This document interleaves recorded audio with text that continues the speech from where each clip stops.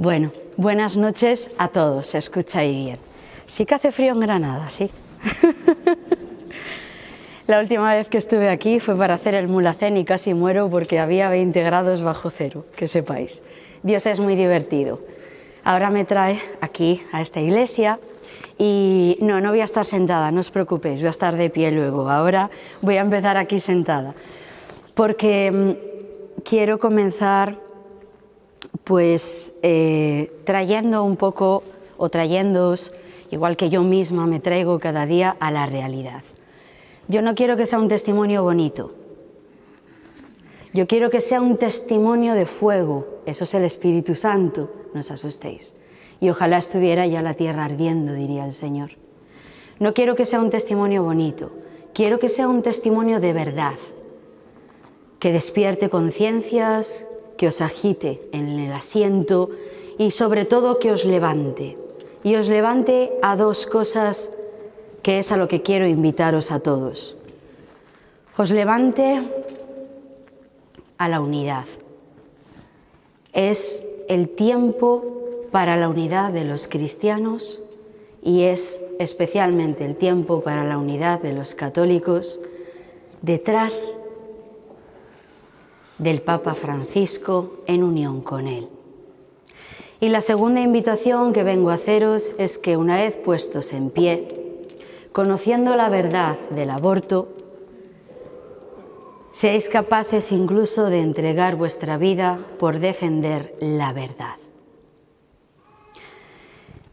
Esas son las dos invitaciones que traigo. ¿Por qué son estas dos invitaciones? Porque España, mi país y vuestro país, está revuelto. Está revuelto políticamente hablando, está revuelto socialmente hablando. Creo que este es el tiempo donde este testimonio está más necesitado, más luminoso, más esperanzador, más lleno de misericordia y de amor que nunca antes. Cuando vemos cómo desde el Senado de los Diputados, los que nos representan, suben a el Lambón y hacen discursos sin, quiero pensar, medir siquiera las palabras de lo que están vomitando en el nombre de las mujeres y del bien de la sociedad de este país, España. Cuando los escucho se me desgarra el alma. ¿Y por qué? Por dos motivos. Ahora porque pues siento una pena y una tristeza muy grande. Y me trae recuerdos de lo que yo fui. Yo hablaba con las mismas palabras, identifico las mismas mentiras, identifico todo perfectamente. Es el mismo discurso, solo cambia el traje del que lo vomita. Y también sé perfectamente qué hay detrás de todo eso. Eso es lo que más me desgarra el alma, porque no aman a las mujeres. Y hoy, que una vez de que conocemos a Jesucristo, estamos llamados a amar. Hoy más que nunca, las mujeres, las que han abortado, las que están a punto de abortar, las que no han abortado y han continuado con su embarazo, necesitan amor y misericordia. Y sobre todo, esta sociedad, este país, España, necesita de la verdad, es urgente, es muy urgente. Voy a empezar con esto que es un poco diferente a cuando comienzo el testimonio, pero creo que es que uno tiene que ser flexible a lo que ocurre cada día. Eso es el Espíritu Santo en constante movimiento. Y hoy el movimiento me lleva a querer leer, por eso me he sentado, algo que he escrito esta mañana viniendo de Córdoba, donde estuve ayer dando el testimonio, donde ya hablé de lo convulso que está nuestro país, España, las leyes y el mal que acecha a las mentes oscuras y los corazones ennegrecidos de nuestros políticos, exactamente igual que estaba yo. Hay dos formas de ver la situación actual. Y es que Dios nos dio inteligencia para leer los signos de los tiempos. No me lo estoy inventando, lo dice la palabra de Dios. Os invito a leer esa parte. Desde esa inteligencia y leyendo los signos de estos tiempos, tenemos que dar una respuesta real. Real, no imaginaria, real. Y esa respuesta, en mi opinión, solo puede ser dada por los católicos en una unidad, todos siendo uno. Como uno es Cristo con el Padre, todos siendo uno. Y para poder ser uno con respecto a la defensa de la vida y del Evangelio de la vida y de Cristo, hay que conocer la verdad. Es fácil mentir, muy fácil. Es más, tenemos tendencia y nos resulta hasta cómodo a veces mentir. Se puede mentir por muchos motivos, hasta inconscientemente. Nuestros políticos mienten por codicia. El aborto genera muchísimo dinero y poder. Están ávidos como Satanás babeando por ese dinero. Veréis, dos datos muy importantes. Empezamos con una ley que impedía que las personas que quisieran ir a rezar con el Santo Rosario de la mano delante de las clínicas de los centros abortistas, empezó una ley en la que sin que se levantara poco la voz, nuestra unidad para darles miedo. Y no miedo por amenazas, nosotros no recurrimos a eso, sino miedo por la unidad y el valor. Esa ley se aprobó para impedir la oración, porque 40 días por la vida viene a dar una cifra de aproximadamente un 50% de la reducción. Cuando se reza del número de abortos de mujeres que van a abortar, cuando se reza delante de las puertas de las clínicas abortivas, en una continua oración. Ahora es más, Córdoba, por ejemplo, en la Pascua comenzará la campaña más intensa porque se está día tras día, durante creo que es el mes entero, los 40 días de la Cuaresma, rezando desde por la mañana hasta por la tarde-noche. Cada hora hay siempre alguien orando el Santo Rosario, nada más. Si vosotros lleváis ese 50% a cifras económicas, como veis, las pérdidas son catastróficas. Ahora os voy a dar otro dato, y eso que a mí no me gusta, pero hoy creo que es necesario. El 80%, y esto es un tanto por ciento real, Spaymatter me lo ha dado esta misma tarde, el 80% de las mujeres que ellas libremente se acercan a alguien a pedir más información sobre el aborto, sus consecuencias y la verdad, deciden continuar adelante, seguir adelante con su embarazo. 80%. Si echáis cuentas económicas de lo que supone el 80% de dinero, creo que ya estáis entendiendo de qué va esta historia. Así que cuando vengan ellos, los políticos, que han dejado de ser políticos para convertirse en psicópatas, cuando ellos, los políticos, vengan a dar otro tipo de información, me gustaría que os pusierais en pie con la verdad. Y la verdad es esta que vais a escuchar hoy. No voy a dirigirme personalmente a ningún político, sino a todo el conjunto del gobierno y de todos los que han hablado durante estos días. Como consecuencia, y por eso lo hago, porque soy ciudadana nacida en España y con el poder y la autoridad de Dios, hablo como hija de Dios y como ciudadana española, en favor de la verdad. Tengo esa autoridad y la he asumido desde el mismo momento en que después de mi conversión Dios me pidió que hiciera exactamente eso que estoy haciendo ahora mismo aquí y en muchas otras partes del mundo, no solo en España. La autoridad me la otorga haber sido enfermera abortista y haber dedicado parte de mi vida a asesinar a muchos no nacidos y a herir de muerte como Caín a mis hermanas mujeres con mentiras. Esas mentiras se fundamentan en varias cosas que nuestros políticos desde la tribuna del Senado, donde no puedo acceder, porque os aseguro que si pudiera acceder no tendría ni un segundo de duda en ponerme allí en pie, se atreven a vomitar discursos que hablan de derecho para la mujer, libertad para la mujer, justicia y algo que hoy me ha desgarrado, avance.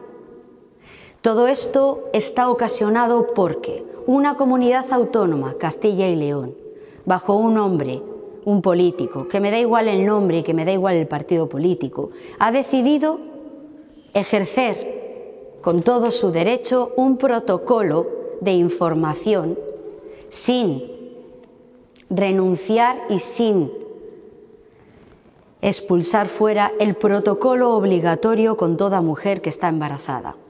Solo son dos cosas las que van a hacer: ofrecer a la mujer embarazada que escuche el latido cardíaco de su hijo y el otro que vea la imagen de su hijo en una ecografía 4D. Eso ha sido suficiente para que ahora mismo toda España y especialmente nuestro gobierno esté incluso llegando a amenazar a que si se lleva a cabo este protocolo en Castilla y León, utilizará todo su poder dictatorial y tirano, por supuesto, para ir en contra de este protocolo. Hasta hace bien poco dudo que muchos de nuestros políticos que nos representan supieran siquiera dónde está en el mapa de España Castilla y León. Hoy creo que ya lo saben todos. Dentro de las falacias de la mentira del aborto, están gritando desde micrófonos que este protocolo de Castilla y León viene a retroceder años de logros para las mujeres. Bueno, y piden claridad en la exposición de esto. Es muy claro, lo acabo de decir, hay que ser o muy idiota o muy necio para no entender que el protocolo consta de dos cosas: escuchar el latido cardíaco de tu hijo y ver la imagen a tiempo real de tu hijo. Pero hay un político que hoy se ha subido a gritar al estrado y quiero responder con la paz de Dios y con la espada de la verdad. Y ha venido a decir barbaridades hasta incluso llegar a blasfemar. Veréis, España, en sus orígenes son cristianos. Toda Europa se fundamenta en la cristiandad. Es más, estoy en Granada, tengo familia descendiente por parte de la rama paterna de Granada. Loja está aquí cerca, se liberó, sí, ¿verdad que sí? Hubo una gran batalla que, bueno, se liberó a esta ciudad, ¿verdad?, de la tiranía en ese momento musulmana y recuperaba así su identidad. Importante esta palabra, porque estos políticos que no son nada escrupulosos y que son muy avariciosos y codiciosos, nos han llegado a robar la identidad como país y a toda Europa también. Ese empeño lo tuvo San Juan Pablo II, por eso cuando vino a Santiago nos hizo una llamada. Hago un llamado urgente a la vieja Europa a recuperar su origen. Bueno, parece que tenemos miedo a decir lo que somos, cristianos católicos. Por eso quiero contestar desde la casa de mi Padre, que es Dios, y es este lugar. A mí me gustaría que a los españoles nos enseñaran la cantidad exacta de beneficios económicos que se han repartido nuestros políticos desde la aceptación de políticas contra la vida, pasando, por supuesto, por los centros privados y públicos que también colaboran de alguna manera, directa o indirectamente, en el asesinato de los no nacidos. ¿Alguien de aquí sabe cuánto dinero han ganado? También me gustaría que ellos que están a nuestro servicio y no al revés, ¿Por qué no nos enseñan los informes médicos que avalan las consecuencias las consecuencias postraumáticas del aborto en las mujeres? Son consecuencias físicas, psicológicas, morales, espirituales. Y también hay informes que asocian directamente al aborto dependencias a la pornografía, al alcohol, a las drogas y a determinadas medicaciones que tienen que ver con ansiolíticos, antidepresivos o estimulantes, anorexias y bulimias, autolesiones e incluso suicidios.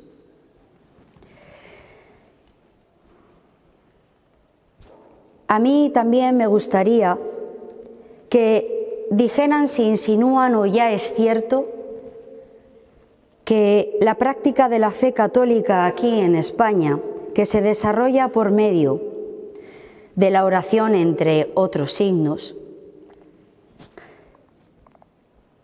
ha dejado de ser un derecho y por lo tanto una libertad que recoge nuestra Constitución de la libre práctica religiosa.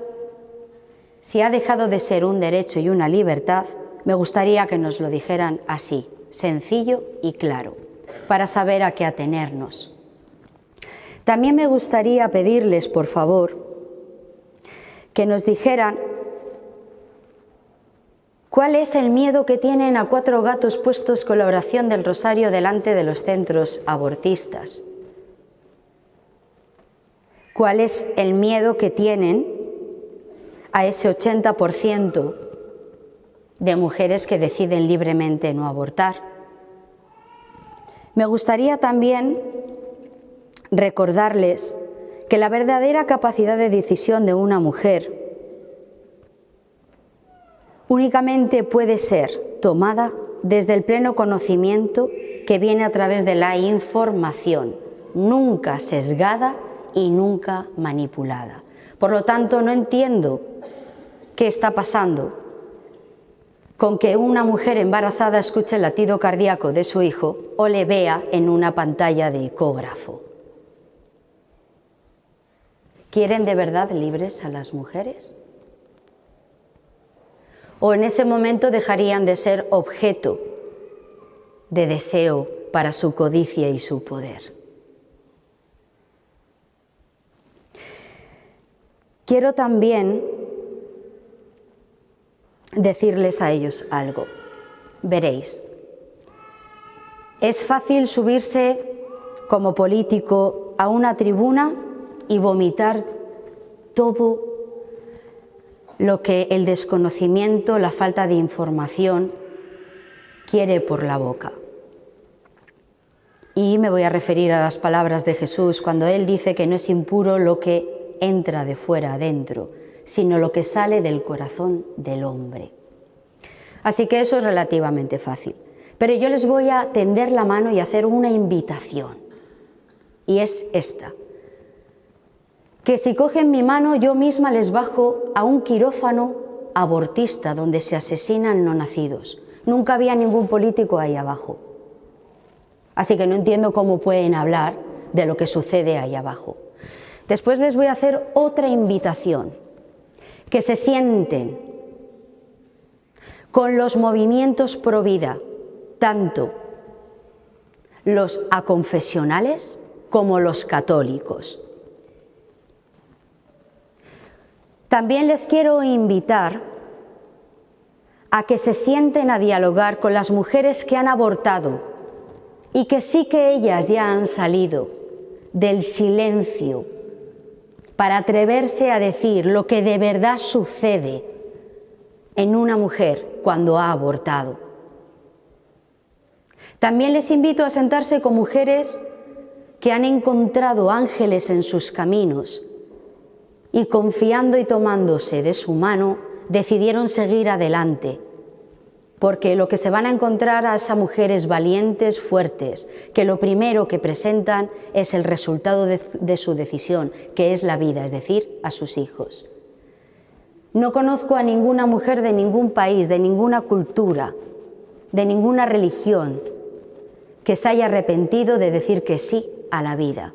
Pero conozco muchas mujeres de diferentes condiciones culturales, sociales, económicas, religiosas, que cada día se la pasan intentando recuperar aquel día pasado en el que cruzaron la puerta de un abortorio, confiadas en que estaban haciendo lo correcto. Pero no se puede volver al pasado.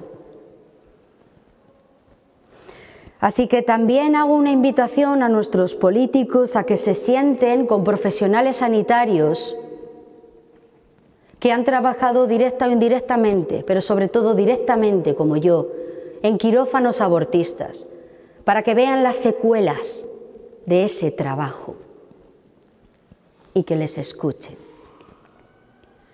Son invitaciones gratuitas, por cierto, desde aquí también se lo digo, porque nosotros no cobramos nada, a nosotros nadie nos paga.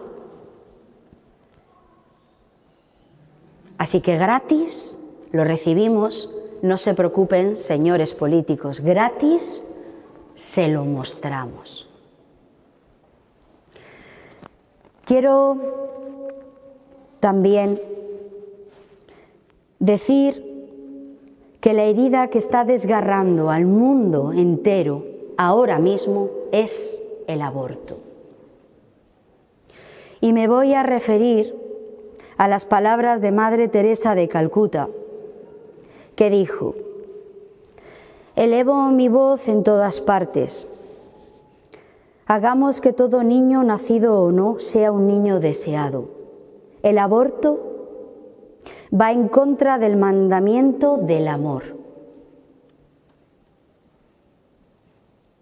Creo que si los países ricos permiten el aborto, son los más pobres y necesitan que recemos por ellos.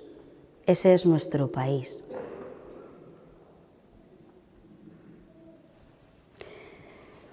Para mí, dijo Madre Teresa de Calcuta, las naciones que han legalizado el aborto son las más pobres.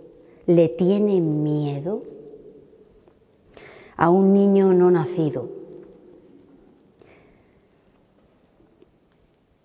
Y por eso el niño tiene que morir. Al abortar, la madre no ha aprendido a amar. Al abortar, la madre no ha aprendido a amar. Yo no sabía amar. Nuestros políticos no saben nada del amor. Por eso hay que enseñárselo.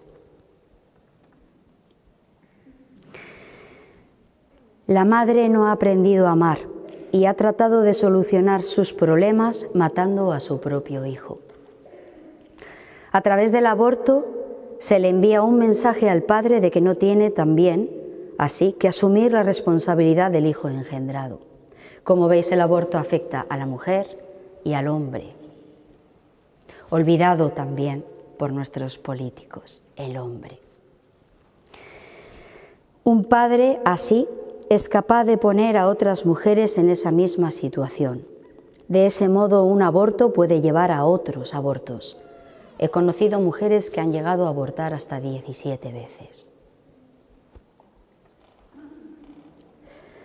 El país que acepta el aborto no está enseñando a su pueblo a amar, sino a aplicar la violencia para conseguir lo que se quiere. Es por eso que el mayor destructor del amor y de la paz es el aborto. Jesús dio su vida por amor a nosotros. Hay que ayudar a la madre que está pensando en abortar, ayudarla a amar, aun cuando ese respeto por la vida de su hijo signifique que tenga que sacrificar proyectos o su tiempo libre. A su vez, el padre de esta criatura, sea quien fuere, debe también dar de ese amor hasta que duela. Sobre el crimen del aborto, dijo: la amenaza más grande que sufre la paz hoy en día es el aborto, porque el aborto es hacer la guerra al niño inocente que muere a manos de su propia madre. El comunismo siempre ha enfrentado a un enemigo contra otro. Es la forma de actuar del demonio, el odio.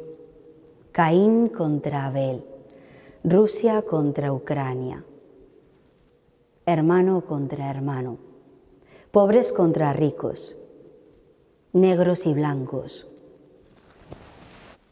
hombres contra mujeres y ahora madres contra hijos.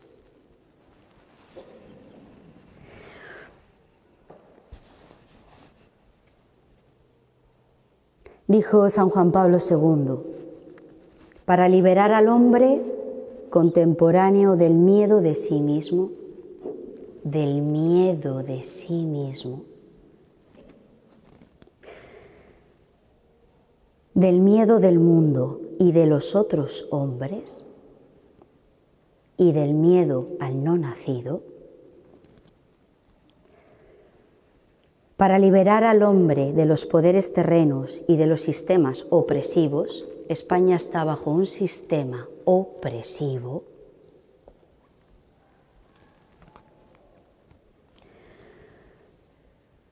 Ante esa fuerza predominante,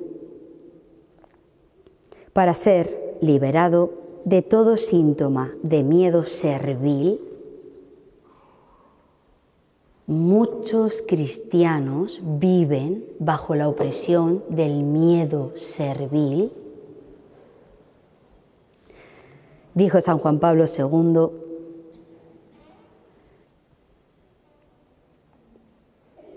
el creyente debe llamar a Dios. Es necesario desearle que lleve y cultive en su propio corazón el verdadero temor de Dios. Que ayer San Pablo nos decía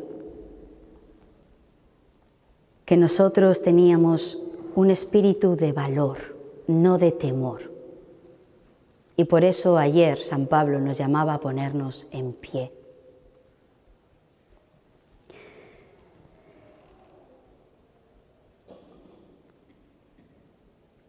Dios es el principio de la sabiduría. Hoy es Santo Tomás de Aquino. Dominico, orden de predicadores. Dios los puso en pie para combatir la herejía de ese tiempo. Santo Domingo de Guzmán. Hoy, Dios nos pide que nos pongamos en pie para defender la vida, sin excepción. Ese temor de Dios es la fuerza del Evangelio. Por eso tenemos que conocer el Evangelio.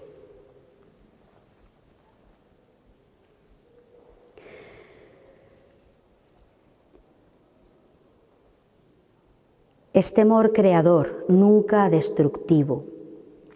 Genera hombres que se dejan guiar por la responsabilidad, por el amor responsable.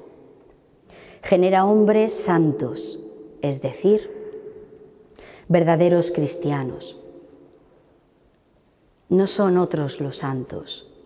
Todos estamos llamados a la santidad.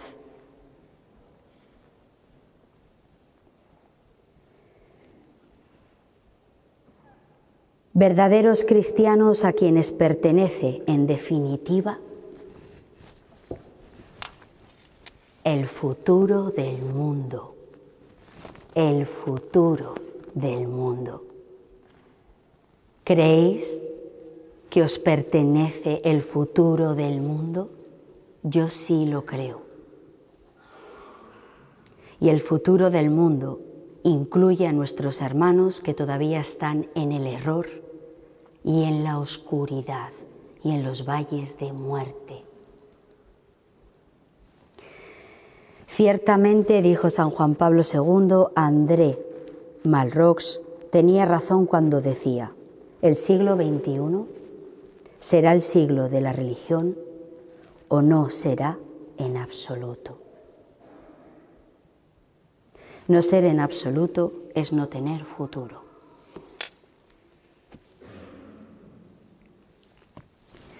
Me llamo María, por gracia y misericordia de nuestro Señor Jesucristo.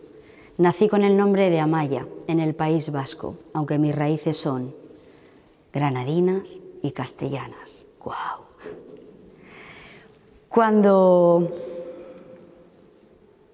en la adolescencia decidí echar a Dios de mi vida, ya hice una primera apostasía desde el corazón. No le necesitaba y quería caminar con las corrientes de ese momento.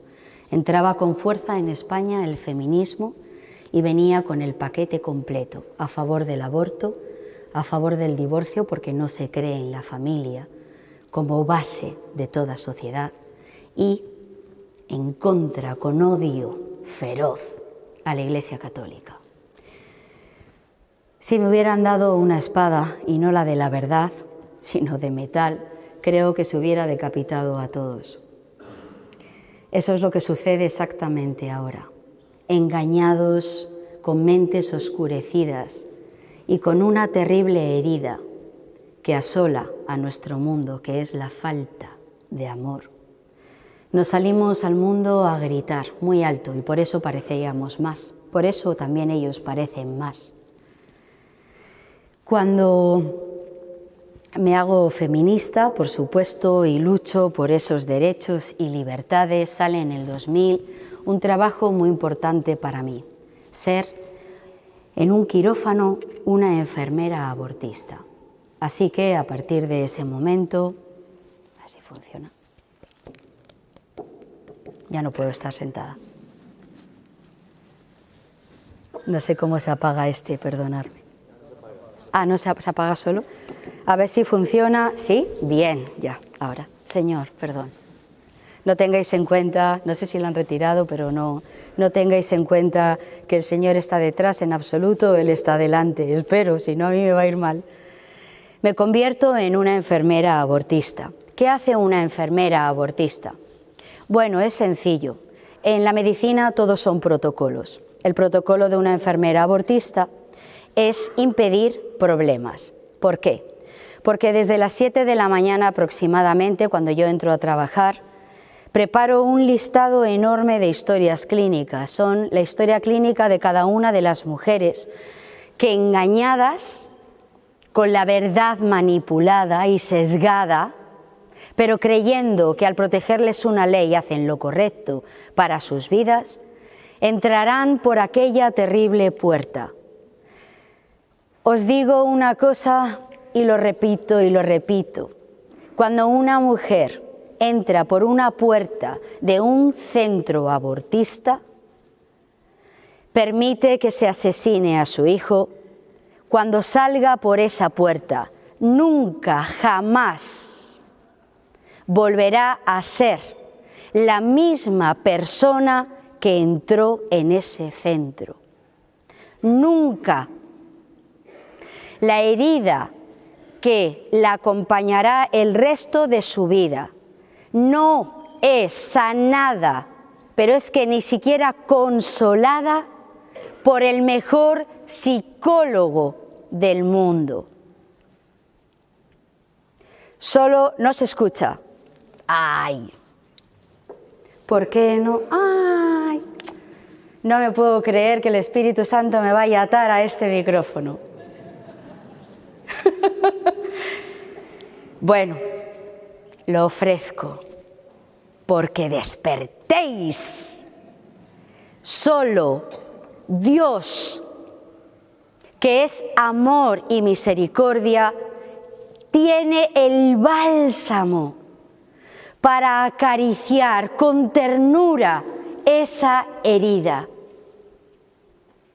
Así que no os dejéis engañar.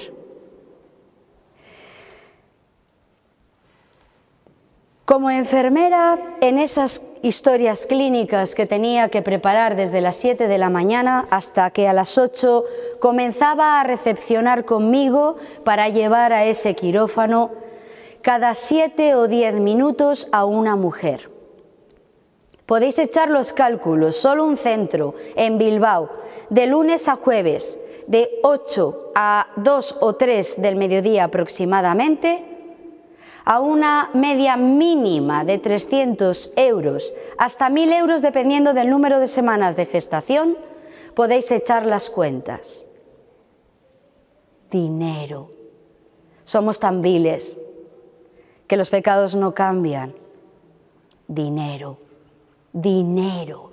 Es codicia lo que se esconde, avaricia y poder, por supuesto, poder. Bueno, el equipo se compone de un ginecólogo que dejó de ser médico hace tiempo porque se convirtió en un asesino. Porque eso dejó de ser un quirófano para convertirse en un matadero. Ya sé que os estáis preguntando, entonces, ¿qué os pasa? Pues que enloquecemos, porque Satanás enloquece, porque el mundo engaña y atrapa,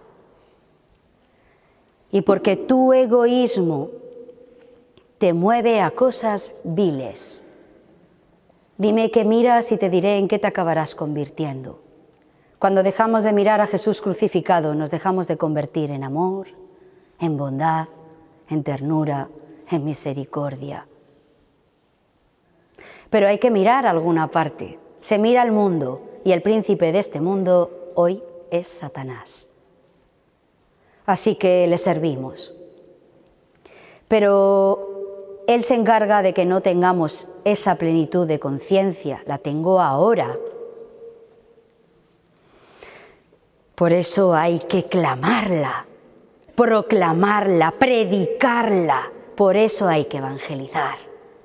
Se evangeliza con alegría, pero con verdad, con caridad, pero con verdad. Se condena el pecado, pero se abraza al pecador. Se corrige al hermano y se le invita a venir al camino de la verdad.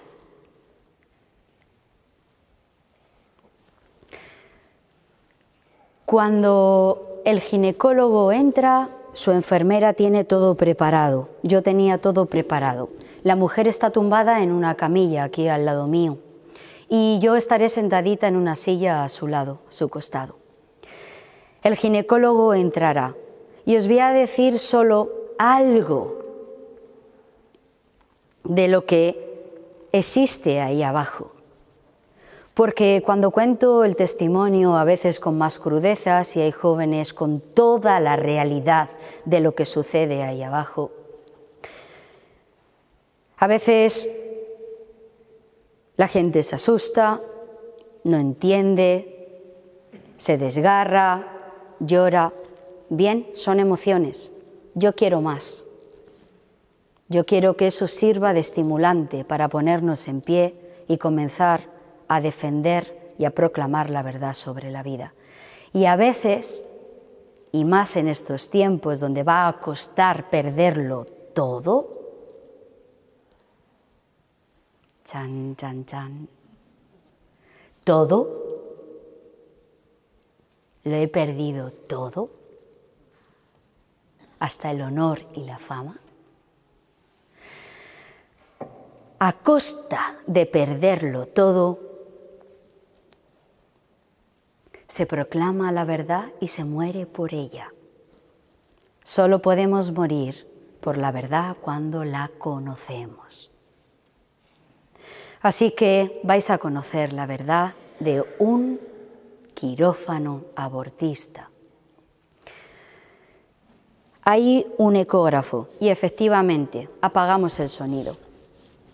Claro, ¿por qué? Estos perros viejos no van a venir a esta perra vieja a contarle nada que no sepa. Esos quirófanos, con esos ecógrafos, se apaga el sonido para que no escuchen las mujeres esto. Os invito a cerrar los ojos los que queráis.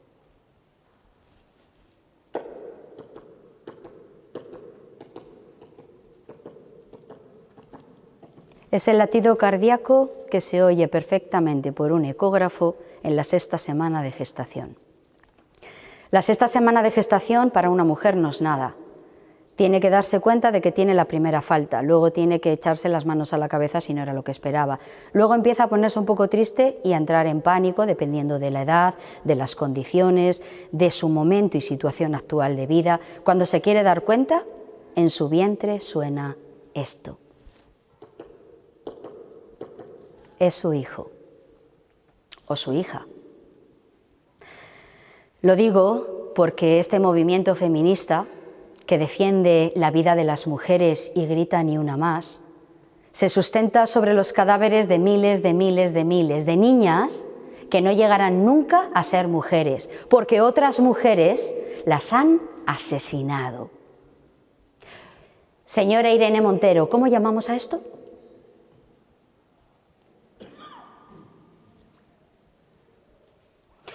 Bueno, seguimos. Así que no se escucha el latido cardíaco del bebé. ¿Y por qué tenemos que hacer trampas con las mujeres? Si eso es lo mejor para ellas.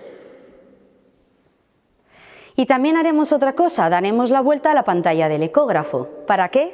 Para que no vean lo que hay en sus vientres. Por eso lo podremos llamar conjunto de células. Así que ya la mujer completamente vulnerable es fácilmente manipulable. Y nosotros, como feroces leones, vamos a por la presa. La presa es la mujer tumbada en aquella camilla. ¿Y por qué es presa? Porque me va a ver vestidita de verde. Es el pijama, se llama así, que llevan los profesionales sanitarios dentro de los quirófanos. ¿Y sabéis el efecto que produce? Esto está comprobado todo científicamente. Cuando uno ve un uniforme así, enseguida su inconsciente le dice, confía, es buena. Cuando tenemos un accidente en la carretera, lo primero a lo que gritamos con el móvil a pedir ayuda es a la policía. Cuando vemos aparecer en esas circunstancias a un sanitario, a un bombero y a un policía, confiamos. Bueno, ya las tenemos atrapadas y confiadas. Porque ¿qué queremos? Pues el fruto de su vientre. ¿Os suena, verdad? Fruto de su vientre.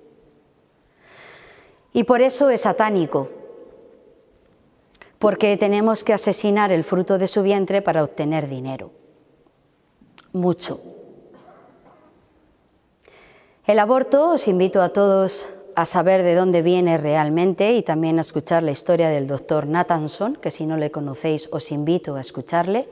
Le llamaron el rey del aborto. Es más, es él el que lleva a Estados Unidos la gran invención de la aspiradora que succiona al bebé vivo en el interior del útero materno. Él tuvo una conversión también y se pasó el resto de su vida gritando la verdad. Nadie sabe quién es el doctor Nathanson. Y nadie sabe que gracias al trabajo de mentira del doctor Nathanson, como él mismo relata, porque se inventó falsas estadísticas sobre el aborto y la necesidad por eso de traer a Estados Unidos y legalizar la ley del aborto, que sucederá por el caso de Roe, y se abre la puerta del aborto al resto del mundo. Nadie le creyó cuando dijo que todo eso había sido una invención salida de su psicópata cabeza. El doctor Nathanson incluso llegó a hacer el aborto a su propia novia, es decir, asesinó a su propio hijo. Cuando a día de hoy se siguen utilizando las mismas estadísticas, a día de hoy se siguen utilizando para aprobar las leyes del aborto en los países, las mismas conclusiones y reflexiones. A día de hoy, Pero el 23 de junio del año pasado, se revocó esa sentencia. No sé si ustedes lo saben, pero es muy necesario que sepan estas cosas. El Tribunal Constitucional de Estados Unidos declaraba inconstitucional la ley del aborto. Iba en contra del principio de la enmienda de Estados Unidos de la protección de la vida y del derecho de los no nacidos. Sorpresa. El 23 de junio del año pasado estábamos celebrando el Día del Sagrado Corazón de Jesús. Lo digo porque también es importante ver de dónde está viniendo el auxilio, y es del cielo. Bueno, así que, ¿qué instrumentos se utilizan? En el año 2000 unos hierros, que todo esto que os voy a compartir nunca lo ve la mujer, por supuesto. Está cegada, ¿os acordáis? La hemos cegado y también la hemos ensordecido. Ahora la vamos a amordazar para enmudecerla. Así que yo seré la encargada de enmudecerla. Me pedirá coger esta mano muchas veces las mujeres que se tumban allí. He tenido el placer de conocer mujeres que han abortado y siempre han venido a contármelo de la siguiente manera. Yo fui una de esas mujeres que pidió coger tu mano. No es real, no estaban en aquella camilla y en ese centro. Fueron mujeres de camillas de otros centros del mundo entero que pidieron la mano de esa enfermera. ¿Sabéis el motivo? Porque cuando empecé a dar el testimonio, yo quería saber del otro lado de las mujeres que se tumbaban en aquella camilla. La respuesta unánime de todas ellas es porque tenía la esperanza de que en el último momento esa enfermera me levantara de aquella camilla. Tengo la triste noticia de deciros que hice muy bien el protocolo de mi trabajo, porque conmigo no se levantó ninguna mujer de aquella camilla. Yo las hundí más en aquella camilla. Cuando entra el ginecólogo va a hacer su trabajo muy rápido. ¿Por qué? Porque urge en esa industria asesina y cruel despedazar rápidamente el objeto de codicia, que es el bebé en el útero materno, para pasar otra y otra y otra y otra y otra. Se produce sangre en el suelo, entre las piernas de la mujer, en la camilla, en mi ropa, en mis zuecos. El médico, muchas veces, yo tengo que ver eso, se tiene que poner un delantal que es exactamente igual al que utilizan para despiezar a los animales en los mataderos, junto con una careta transparente para que los restos de sangre y restos humanos, biológicos del bebé, no le penetren en los ojos, en la nariz o en la boca. El bebé está vivo y tiene una agonía de aproximadamente 7 o 10 minutos. En el mejor de los casos, si el médico es certero, morirá al principio. No suele ocurrir. Así que morirá muy al final de esos 7 o 10 minutos, en una agonía y en un acto desesperado de huir, porque tenemos instinto de supervivencia. Todos los animales tienen instinto de supervivencia. El bebé, su instinto de supervivencia será elevarse a la parte más alta del útero de su madre, de su tripa, para que los hierros que están entrando vía vaginal no le den, no le golpeen, no le desgarren. Esos hierros tienen un grosor y una longitud dependiendo de el inicio o el final del aborto o del número de semanas de gestación. Cuanto más grande es el feto, más grande tienen que ser esos hierros, pero nunca son lo suficiente para que la muerte sea rápida. Así que es una muerte lenta y agónica. Esos hierros penetran y empiezan a romper, a desgarrar vivo al bebé.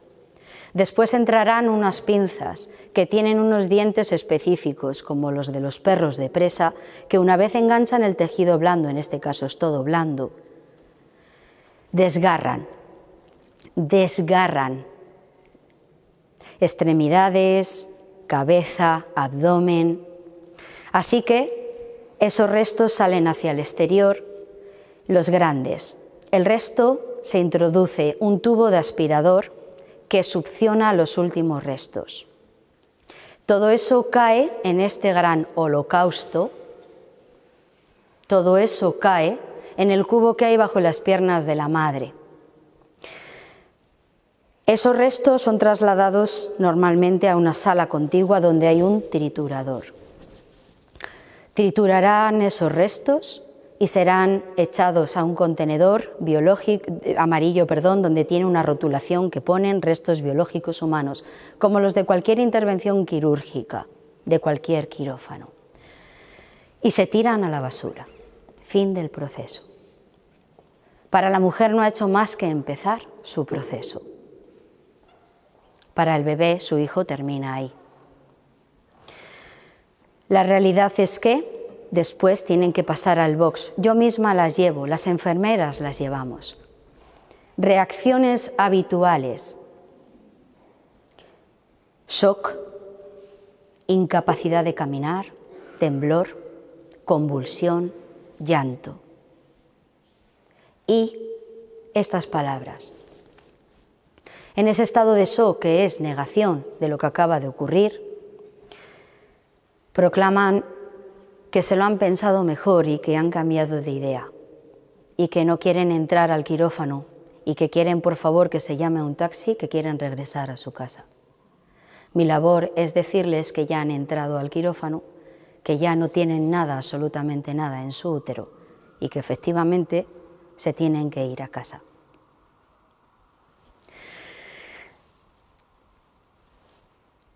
Para mí no acaba ahí el trabajo. Después hay que limpiar todo lo que queda. ¿Cómo es posible que un ser humano, que se llama ser humano, pueda hacer esto? Pues porque ha dejado de tener conciencia. Así que dejamos de ser seres humanos y nos convertimos en cosas inferiores a las bestias. Esa es la verdad. Pero este testimonio está lleno de una gran esperanza. ¿Por qué? Porque vendrá Dios. No vendrá un psicólogo, no vendrá un psiquiatra, no vendrá mi razón, no vendrá mi observación, no, vendrá Dios, que es el único que nos puede sacar de este infierno, porque yo estaba en el infierno. Solo estaba, mejor dicho, tocando un poco lo que es el infierno. Ese infierno del que habla nuestro Señor Jesucristo, que es la segunda muerte, la muerte eterna, que no es más que la ausencia de Dios, que es la ausencia de amor, es a donde yo me iba directa de cabeza. Pero no lo sabía o no quería saberlo. Por eso Dios utiliza algo en mi vida, una circunstancia. Yo llevaba casada aproximadamente, llevaba casada y de novia con mi esposo aproximadamente 28 años de mi vida. Me casé por la Iglesia Católica, a pesar de que yo era atea convencida, por supuesto, por complacer. Confundimos complacencia con amor. Así que para complacer me casé por la Iglesia Católica. Por lo tanto, hice una abominación contra un sacramento como el esponsal. Tampoco era consciente. En ese momento tomé esa decisión porque tenía miedo a perder lo que creía tener. Pasarán años para perder eso que vendrá el 11 de enero del 2017. En ese momento yo llevaba una vida de todo lujo. Profesionalmente me había dedicado ya más de 10 años a la fisioterapia, que es la carrera que acabaré terminando de hacer en Barcelona, y empezaré a caminar por el mundo consiguiendo todo lo que el mundo dice que tienes que tener para ser feliz. Así que ganaré mucho dinero, profesionalmente tendré muy buena reputación, era muy conocida en el País Vasco y en muchas partes de España. Pasaban por mis manos de fisioterapeuta familias enteras. Así que las marcas de diseñadores que se anhelan estaban en mi vestidor. Las joyas, los perfumes, los zapatos, los bolsos, el coche, la casa y aparentemente una vida perfecta. Yo aparentemente era perfecta. Además, me había introducido hacía años en el mundo del deporte. Competía en carreras de ultratrails. Las carreras de ultratrails son carreras de montaña, por eso aquí vine la última vez a hacer el mulacén entrenando. Son carreras de montaña que transcurren desde el viernes a la noche hasta que llegas, que suele ser en la madrugada del domingo. Yo competía en la distancia de 120 kilómetros de montaña. Era la única manera, a mí me dio por ahí, de mitigar el dolor interior que tenía y que no conseguía calmar ni acallar con nada.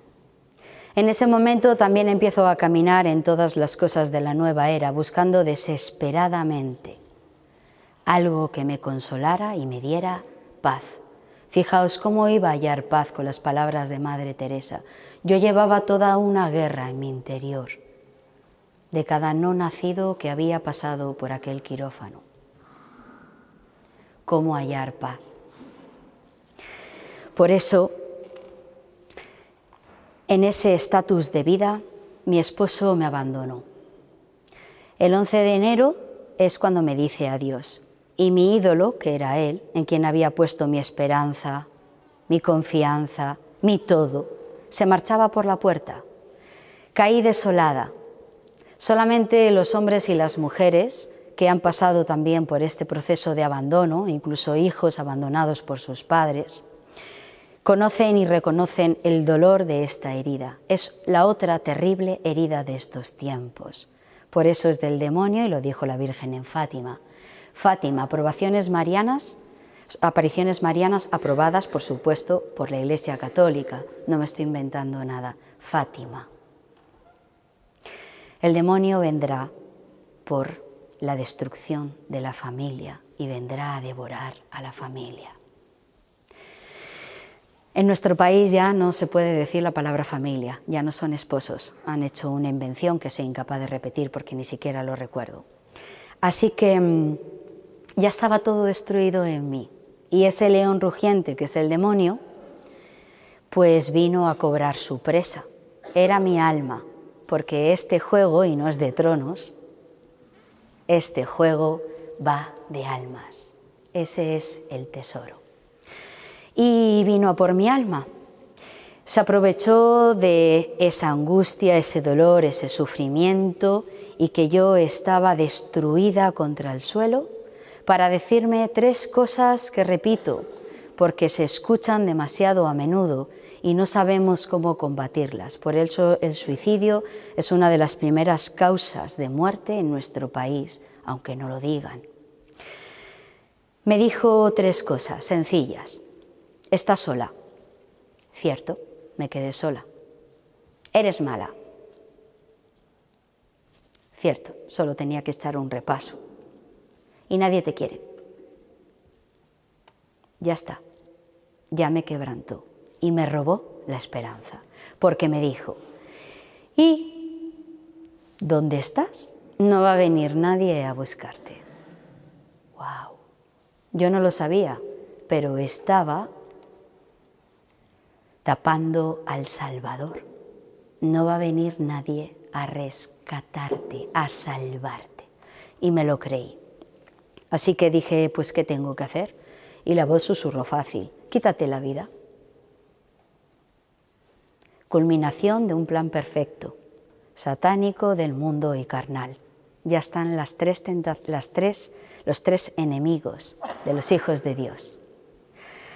Cuando me fui a levantar del sofá para quitarme la vida, como la tenía preparada en mi cabeza, Dios utilizó a uno de mis perros. Yo no tengo hijos, no tuve hijos, porque dentro de mi brutal egoísmo, de mi yo, no había lugar para los hijos. No solamente había matado a los hijos de mis hermanas, sino que yo misma había asesinado, diciendo que no, a mis propios hijos. Me cerré a la vida. Cuando me fui a levantar, como os digo, uno de mis perros es lo que Dios utilizó. Siempre cogía perros vagabundos de la calle. Mi estupidez era adorar más a los animales y a los cachorritos y a la naturaleza que a los seres humanos. Por eso la incongruencia y la incoherencia de quien puede pasar de un quirófano abortista o hablar sobre la legalidad del aborto o a sacar leyes para defender a los perros, salvar a las ballenas, abrazar a los árboles y un sinfín de estupideces, porque el ser humano, si no se le para, no tiene límite de estupidez. También cuando no se le para con Dios no tiene límite de bondad, Pero en ese caso era la estupidez lo que reinaba en mi vida. Y uno de esos perros fue el que saltó sobre mis piernas. Recuerdo perfectamente que en esos momentos donde yo estaba en plena actividad deportiva compitiendo, hay en mi haber algunos podiums, por cierto, así que tenía también mucha vanidad, uno de esos perros impidió que yo me levantara de aquel sofá, porque pesaba toneladas. No me podía mover. Os aseguro que estuve más de 2 horas batallando con aquel animal. Era tal la influencia de quitarme la vida de aquel espíritu inmundo que susurraba aquí. Hoy Santo Tomás de Aquino también nos viene a decir que batallamos con un mundo que no vemos, espiritual. Se introducen por la mente para descender al corazón y materializarse en obras. Mente, corazón, obras.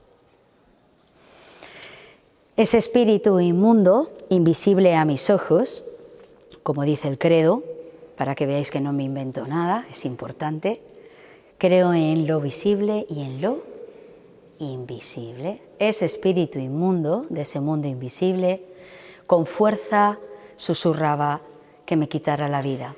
Así que no pude mover a ese perro ni medio milímetro de mis piernas. Es lo que Dios utilizaba para que me quedara dormida.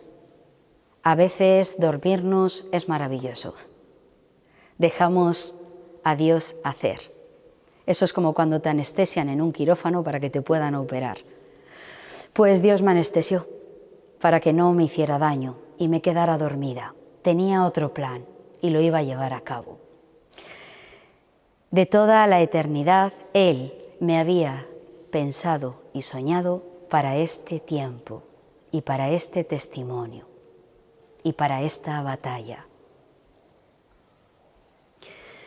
Cuando despierto, recibo una llamada de teléfono de un gran amigo nepalí que había dejado en Nepal, Katmandú en concreto, porque ya había estado allí haciendo alta montaña, himalayista, la cordillera del Himalaya.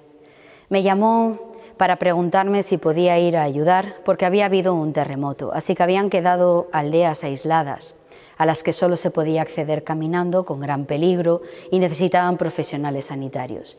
Así que cerré mi consulta, lo dejé todo y me marché.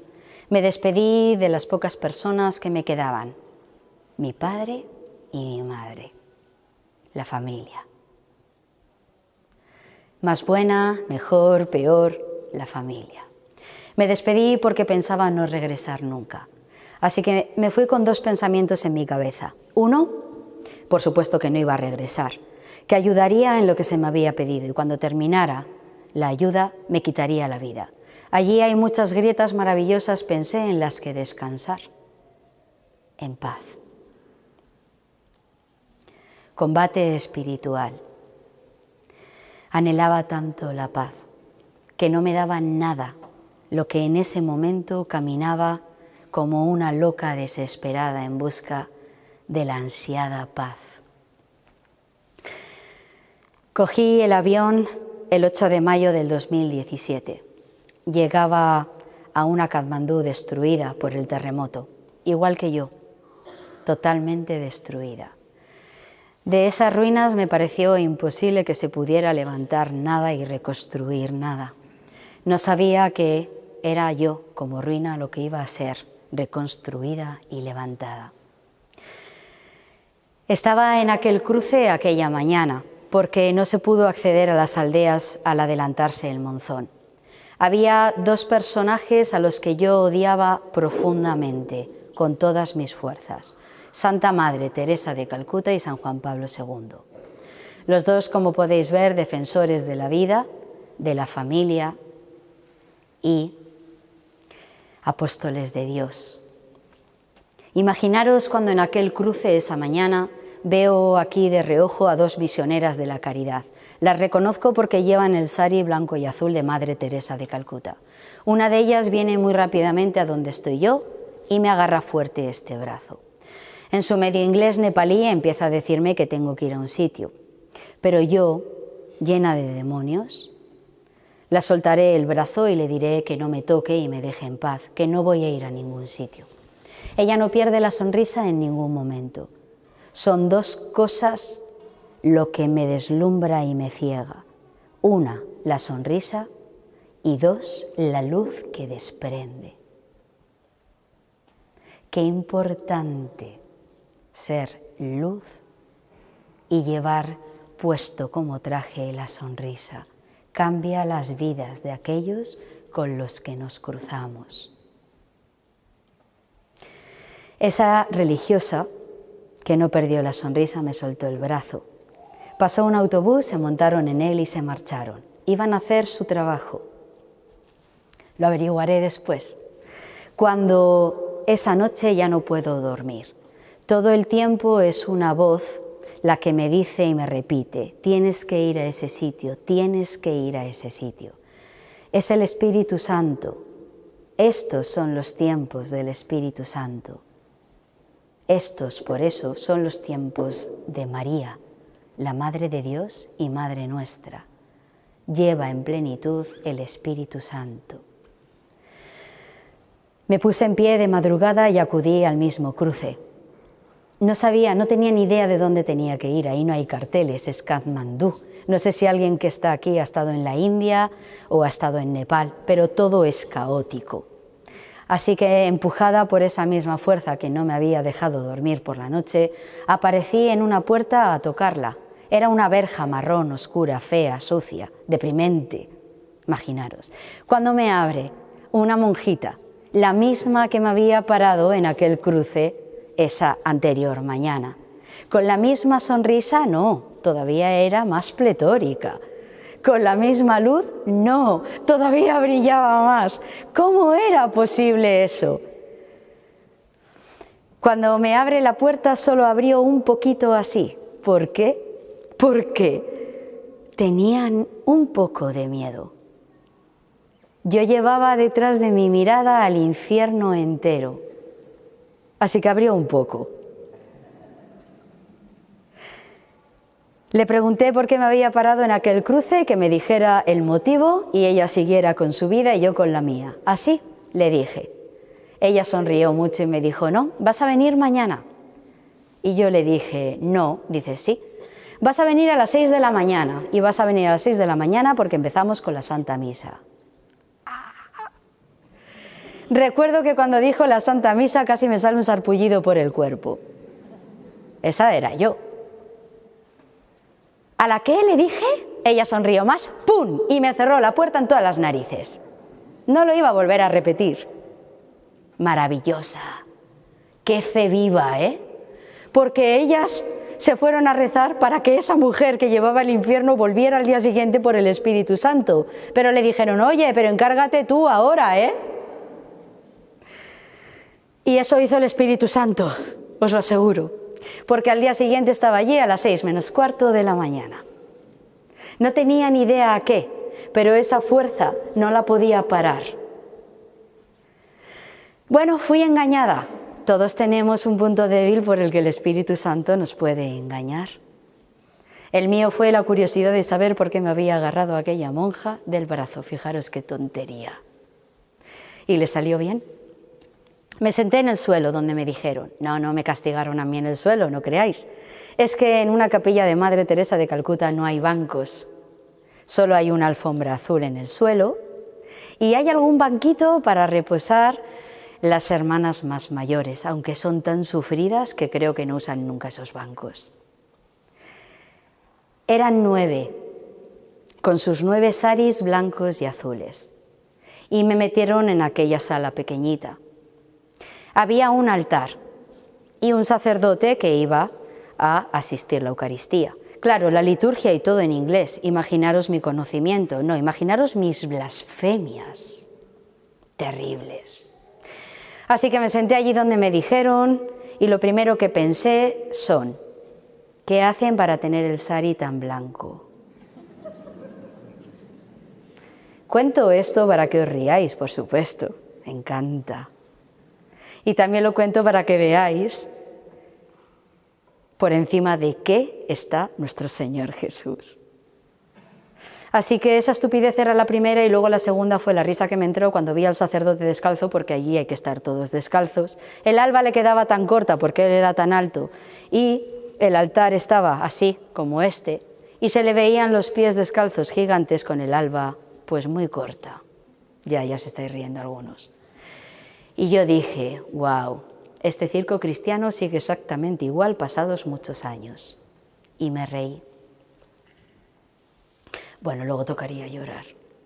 Aquí todavía Dios me dejó reírme. Todo eso son blasfemias, sí. Y mecanismos de defensa.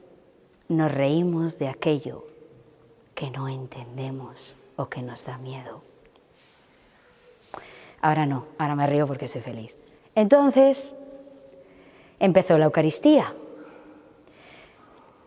Todos atentos a la liturgia de la Eucaristía, menos yo. Yo cerré los ojos y pensé, deja tu mente en blanco.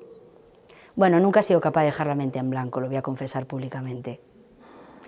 Por eso me decían que yo, para el yoga, que practicaba todos los días, por supuesto, más de 2 y 3 horas, y en la meditación me decían que era mi culpa, porque no dejaba la mente en blanco. Yo ahora puedo decir, bueno, Buda, ahora lo entiendo, tú, pues si tú no resucitaste, ¿qué voy a pensar en ti? El único que ha resucitado es Jesús. Buda sigue como nosotros cuando nos vayamos, ¿sí? Por eso, allí sentadita, intentando dejar la mente en blanco, viene la segunda parte de la historia. Hasta aquí, todas las estupideces son mías, como podéis ver. Tengo muchas. Todas las maldades, todo lo vil de mi corazón, toda la dureza, lo voy a resumir en eso, toda la dureza de mi corazón me llevó a hacer todas esas cosas. Consciente, inconsciente, prefiero decirle a Jesús que diga que no sabía lo que hacía. Y en verdad creo que no sabía lo que hacía y no sabemos lo que hacemos. Es mi oración. Por eso, en ese momento, escuché una voz. Era una voz de hombre y, wow, ¿cómo se describe la voz de Jesús? Difícil, dulce, tierna, fuerte, poderosa. Bienvenida a casa. Abrí los ojos a todo correr. Yo creía que todo Katmandú había escuchado aquella voz, porque me daba la sensación de que había retumbado en la tierra entera. Pero allí estaban las hermanas. No había nada. ¿Qué había pasado? El corazón me iba a 1000 por hora. El alma ya había reconocido al Creador. Llevaba tanto tiempo esperándole, encerrada en este cuerpo villano. Pensé que me habían drogado, la verdad. Sí, con alguna seta alucinógena o algo así. Pero yo no consumía drogas, os lo prometo. Creo que es de lo único que me libró Dios. Así que lo siguiente que pensé es que el mal de altura me estaba afectando abajo en Katmandú. Cerré los ojos y dije, no, esto se va a pasar, tú concéntrate. Y la voz volvió. ¿Es posible que pueda volver con más dulzura? ¿Pero es posible acaso que pueda venir con más fuerza, con más ternura, con más amor, con más delicadeza? Bienvenida a casa. ¿Cuánto has tardado en amarme? En ese momento abrí los ojos para enfrentarme a la palabra encarnada, a la verdad. Cuando abrí los ojos, toda la capilla estaba llenándose de una inmensa luz. No era una luz de esta tierra, no entendía de dónde procedía, hasta que vi la cruz. En ese momento la capilla desapareció, las hermanas desaparecieron y solo vi esa cruz, con un Cristo crucificado. Hacía tanto tiempo que yo no miraba a un Cristo crucificado.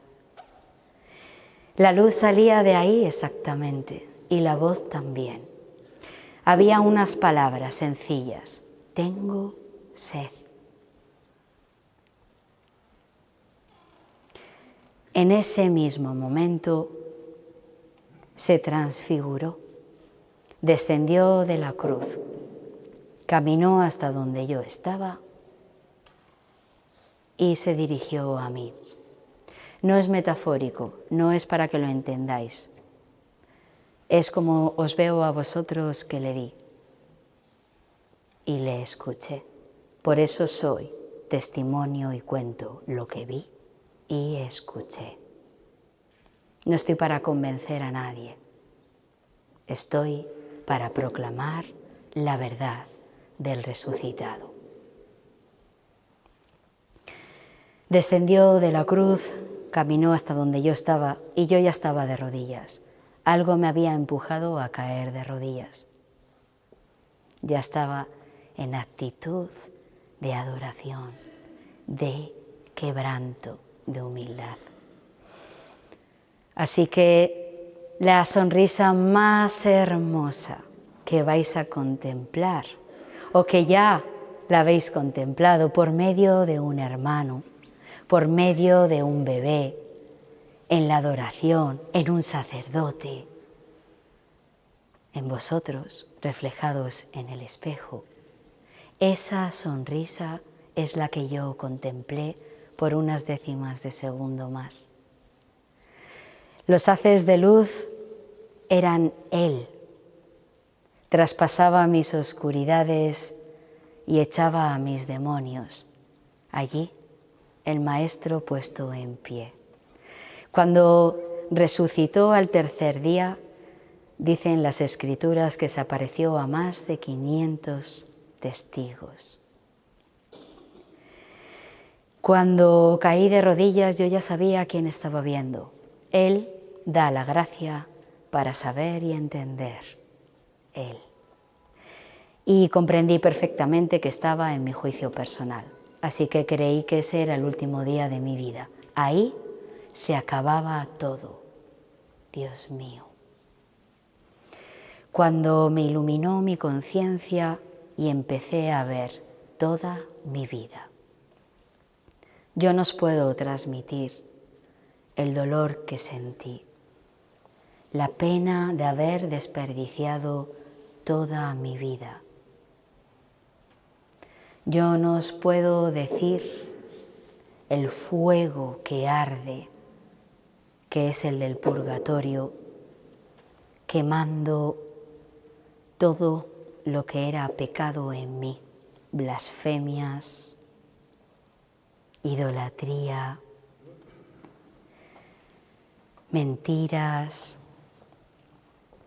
asesinato, lujuria, impurezas, soberbia, vanidad, codicia. Rompí a llorar al ver su mirada, porque Jesús, de todas las cosas que me podía haber reclamado, lo único que me dijo era que había tardado mucho tiempo en amarle. ¿Cómo os explico la voz nostálgica de Jesús por cada una de nuestras almas cuando no decidimos dejarnos amar por Él y amarle? Es ahí cuando rompo a llorar. Solo le pido perdón. Será también otra gracia que necesito en ese momento. Y solo le pido perdón. Yo no me excusé de nada, yo no me justifiqué y yo no culpé a nadie de nada de lo que había sido la película de mi vida. Yo solo le pedí perdón. Solo y todo. No sabía que esa era exactamente la llave que abre ese corazón que es todo misericordia y amor. En el momento que empecé a llorar y a pedir perdón, vi que esa sonrisa ocupaba el universo entero. Toda la creación estaba parada, contemplando el milagro de Dios que volvía a bajarse a una de sus criaturas para sacarla del infierno y resucitarla de la muerte. Es lo que vino a hacer y estuvo haciendo 3 años, así lo narra el Evangelio, y lo sigue haciendo exactamente igual. Sana, libera y resucita muertos.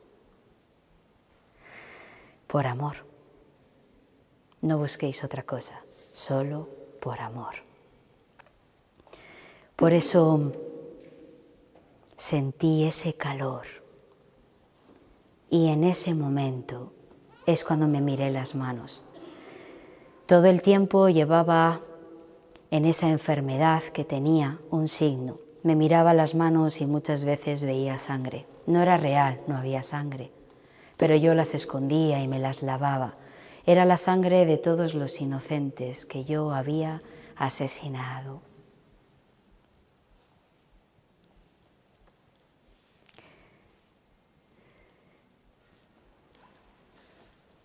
Es en ese momento cuando volví a ver sangre, solo que esta vez era la sangre del Cordero. Era la sangre de Jesús crucificado, que promete y que entrega toda su sangre aun cuando una sola gota hubiera valido para redimir a toda la humanidad. Él dio toda su sangre. Era el calor que yo estaba sintiendo para escuchar cómo mis manos volvían a ser nuevas. El único que hace todas las cosas nuevas, todas las historias nuevas, todas las vidas nuevas, es Jesús de Nazaret.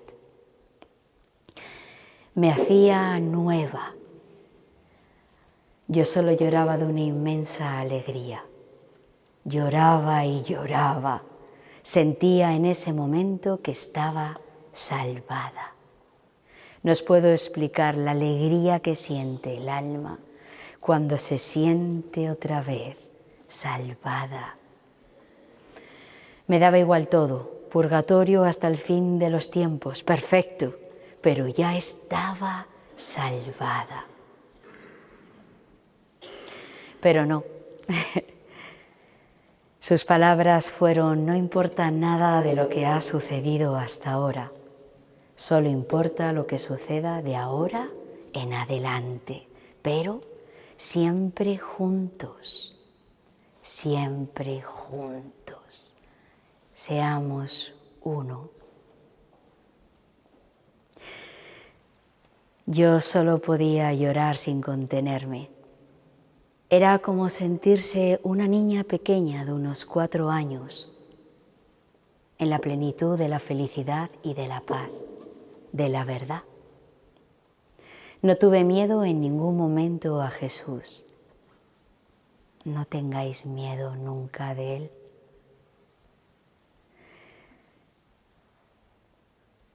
Sonrió y se despidió. Y en ese momento era como si me hubieran vuelto a desgarrar. No era posible que ahora que estaba en casa volviera a donde. Yo ni siquiera ya recordaba la tierra. ¿Cómo era posible eso? Cómo ya lo único que quería, buscaba, anhelaba era estar con Dios. Eso es lo que vais a vivir cada uno de los que estáis aquí y de los que no están aquí, sin excepción, el día que seáis llamados por Jesús de Nazaret. Ese día se nos pedirá una única cosa: las heridas que llevamos por amor y las obras de amor y misericordia que portamos en nuestras manos. Nada más tendrá peso en ese juicio, nada más. ¿Eso nos puede llevar a casa o no? yo quiero ir a casa, porque ya he estado en casa. Ese día era 23 de junio, día del Sagrado Corazón de Jesús. Ese día yo estuve en el Sagrado Corazón de Jesús. Ese día me colé, porque así lo quiso Él, por la llaga de su costado traspasado por aquella lanza. Ese es nuestro hogar. Por eso trabajamos para amar, por amor y con el amor cada día de nuestra vida. Cuando se marchó y se llevó la luz, abrí los ojos y era como si también me hubiera llamado del sepulcro donde llevaba muerta mucho tiempo. Sal. Así que me puse en pie y vi a las hermanas alrededor de mí. Lloraban de alegría. ¿Qué había pasado en el otro lado? Lo que a mí me pareció un instante con el Eterno, en la eternidad, en casa. Había sido 3 horas en aquella capilla. Alrededor de mí había un charco enorme de agua, todas las lágrimas que había estado llorando mientras suplicaba misericordia. Me puse en pie de un salto y yo solo gritaba: he estado en casa, he estado con el Maestro, Jesús está vivo y me ama y me conoce, sabe de mí. Y me ha dado una segunda oportunidad. ¿Sabéis lo que sentí ahí? Que mi corazón de piedra por primera vez, ¡pum!, latía. Se me concedía un corazón nuevo y un espíritu nuevo. Por eso, como hueso seco que había sido, se me ponía de nuevo en pie. Las hermanas habían visto que un fuego caía sobre aquel cuerpo, que creyendo ellas que se moría, se llenaba del fuego del Espíritu Santo. Así que en ese momento se pusieron a orar para que por intercesión de Madre Teresa de Calcuta, lo que fuera que estaba sucediendo con aquella alma, sucediera acorde a la voluntad de Dios y llevara a cabo su proyecto y su plan, fuera lo que fuera. Escucharon 2 palabras en oración. Una, de Dios nuestro Padre, que habla. Por eso nuestra fe habla de diálogo, no de monólogo. Hablamos a un Dios vivo que responde siempre, sin excepción. Decirle a mi hija cuando la ponga en pie que la doy una tierra nueva y un nombre nuevo, María. Por eso desde ese día yo me llamo María. Muchos años después, hace bien poco, descubrí que fui bautizada en la Iglesia Católica, en mi hogar, el 28 de diciembre, el Día de los Santos Inocentes. Así que, escogida, me pongo a proclamar la verdad por toda la tierra, hasta el confín del mundo. La verdad sobre la vida y sobre el amor, que es Jesús, siempre es Jesús. Hablo de misericordia para que empecemos a transformarnos en misericordia. Este mundo solo se salvará por el amor y la misericordia. No hay más armas. Y para transformarnos en amor y misericordia, existe el Santo Rosario, el arma al que tienen tanto miedo los que están todavía en el otro lado.